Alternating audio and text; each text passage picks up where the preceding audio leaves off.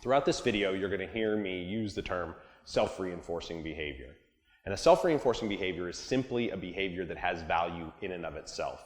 When we start talking about dog training behaviors, we break them into two categories: operant behaviors and self-reinforcing behaviors. Operant behaviors are behaviors that have value based on consequence. So sitting is a classic operant behavior. If I reward my dog for sitting, then my dog is more likely to sit in the future. But sitting in and of itself has no intrinsic value. My dog doesn't sit and say, oh, hey, that feels good, I think I'm going to sit more often. If I give my dog something for sitting, they sit more. There are certain types of behaviors that have value in and of themselves. They're based on the chemicals released during the activities. Chasing behavior is a classic. A dog chasing something releases certain chemicals, endorphins, adrenaline, and the dogs are addicted to these feelings, and they enjoy chasing for its own sake. And the more your dog chases, the more into it they get. They don't even necessarily need to catch what they're chasing. The chasing itself has a reinforcing aspect. Jumping up for certain dogs can have the same effect. It might be operant for one dog. They jump up to get attention. If they don't get attention, they don't jump up. Or it might be self-reinforcing. The physical act of playing rough is reinforcing for that dog. Barking, aggressive responses can also be self-reinforcing. So throughout the video, when we talk about self-reinforcing behaviors, we're talking about those types of behaviors, the behaviors that don't necessarily need to be rewarded by us in order for the dog to maintain them. So my puppy is anxious about strange dogs.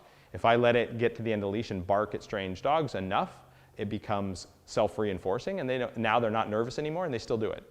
You see many adolescent German Shepherds and German Shepherd Rescue because they're leash reactive, right? And a lot of that started with a little bit of frustration from being restrained, a little bit of anxiety about novelty, and a dog that's quick to vocalize. And so they see something that makes them a little anxious, you hold back on the leash, they bark, they get out of the situation, and they start to go, hey, not only does barking get me out of the situation frequently, because you drag them away, because you're embarrassing you by barking at that person's dog, but on top of that, it's reinforcing. The more they do it, the more they think, this is kind of fun. And so now they're older, they're socialized, everything's fine, they're not nervous anymore, but every time somebody comes by on the leash, your dog's at the end of the leash going crazy, right?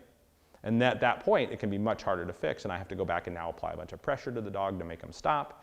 Whereas if I had prevented them from rehearsing it in the first place, been a little bit more preemptive in my redirection, they would have never got addicted, as it were, to that behavior, and I can get through it. But it's kind of labor intensive. It means you have to kind of pay attention to your environment, and if you have a reactive dog, or a dog that's quick to fire up in that way, you have to be even more keyed into your environment to prevent this stuff from going down the rabbit hole. And then while you're doing this, if you find your dog is not redirecting well, then you have to manage them by keeping them out of those environments until you've built enough motivation so that you can redirect them, right? Because you're going to have they're going to have dogs that their motivation for the rewards of these circumstances is not sufficient.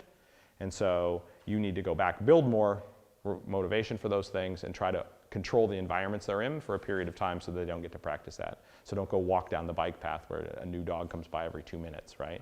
That's going to be a problem for you. And so choose your environments more carefully.